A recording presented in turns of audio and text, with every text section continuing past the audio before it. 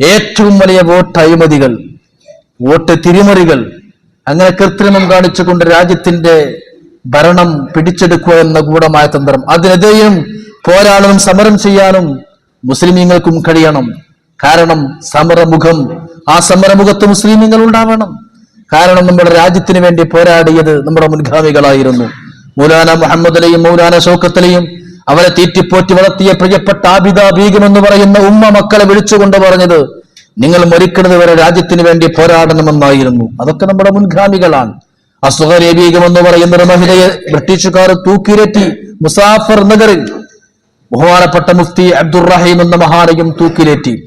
മുസാഫർ നഗറിൽ 240ഓളം വരുന്ന പാവപ്പെട്ട മുസ്ലിം പെണ്ണുങ്ങളെ, 240ഓളം വരുന്ന സ്ത്രീകളെ, വനിതകളെയാണ് തൂക്കിലേറ്റിക്കുന്നത്. ഇതൊക്കെ 1857 മുമ്പാണ് എന്ന് നമ്മൾ നോക്കണം. നമ്മുടെ കേരളത്തിലെ മലപ്പുറം ജില്ലയിൽ പോലും